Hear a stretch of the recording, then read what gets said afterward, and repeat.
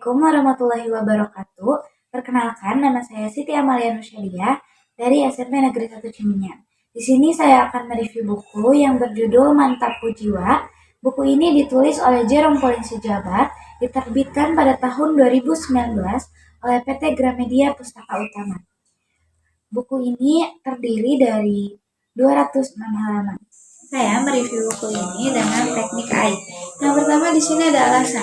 Alasan saya memilih buku ini yaitu karena saya sangat menyukai penulis dari buku ini, yaitu Jerome Pauline.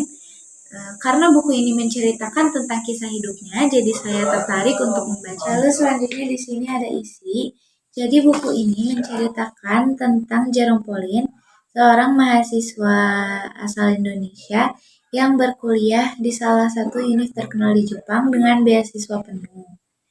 Jerome ini lahir pada tanggal 2 Mei tahun 1998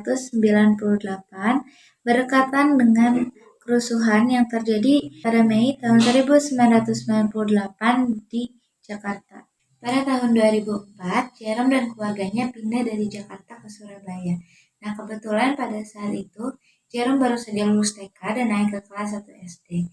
Setelah mencari-cari sekolah di Surabaya untuk Jerome dan abangnya, mereka diterima di salah satu sekolah nasional plus di Surabaya, yaitu IPH School. IPH School ini yaitu salah satu sekolah nasional plus yang menyediakan beasiswa untuk Jerome dan abangnya, yaitu Jehian. Untuk sekolah inilah Jerome jadi mempunyai mimpi untuk bisa bersekolah di luar negeri, karena pada saat itu Jerome suka mendengar cerita-cerita dari temannya saat liburan. Teman-temannya ini selalu pergi ke luar negeri, namun pada saat itu kondisi ekonomi Jerome tidak memungkinkan untuk Jerome bisa liburan ke luar negeri. Nah, jadi Jerome ini punya mimpi lah untuk sekolah di luar negeri gitu dengan beasiswa penuh. Nah, pada saat SMP, SMA, Jerome ini mencari-cari info beasiswa untuk kuliah di luar negeri. Nah, mulanya Jerome ini mengikuti seleksi beasiswa untuk ke NTU atau Nanyang Technological University di Singapura.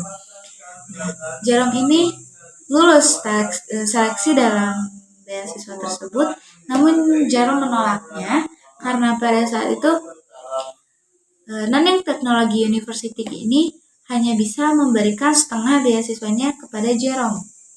Lalu abangnya, Jehian, menyarankan agar Jerome ini mengikuti salah satu program beasiswa dari perusahaan terkenal di Jepang, yaitu Mitsui Bussan. Nah, Mitsui Bussan Scholarship ini menyediakan beasiswa penuh untuk Jerome. Setelah Jerome mengikuti seleksi untuk beasiswa ini, Jerome dinyatakan lulus di beasiswa ini dan diberangkatkan ke Jepang. Di Jepang selama 1,5 tahun, Jerome mengikuti pelatihan bahasa Jepang dan mengikuti ujian EJU. Nah, saat ujian EJU, Jerome ini memilih salah satu universitas swasta terkenal di Jepang, yaitu Waseda University. Dia bersekolah di situ, dia berkuliah di situ dengan jurusan matematika terapan. Di Jepang ini, Jerome bertemu dengan sesama pelajar Indonesia, yaitu Kevin. Kevin sama Jerome ini sama-sama punya project untuk membuat akun channel YouTube yang nantinya akan diisi dengan konten-konten belajar bahasa Jepang untuk orang-orang Indonesia. Nah, akhirnya mereka membuat akun channel YouTube ini dan diberi nama Nihongo Mantapku. Nah, setelah beberapa bulan akun itu berjalan dan berkembang, Jerome ini mulai mengusulkan untuk menambahkan konten-konten kesehariannya, kehidupannya selama di Jepang.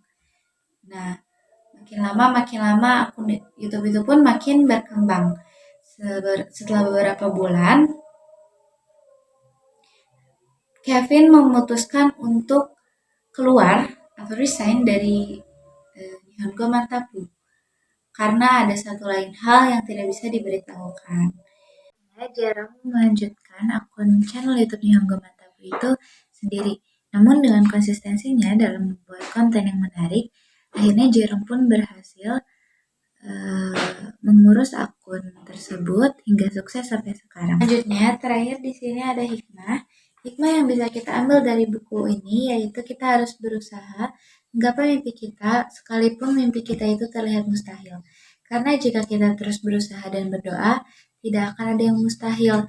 Dan jika kita gagal dalam satu hal, kita tidak boleh menyerah karena mungkin Tuhan telah menyiapkan hal lain untuk kita.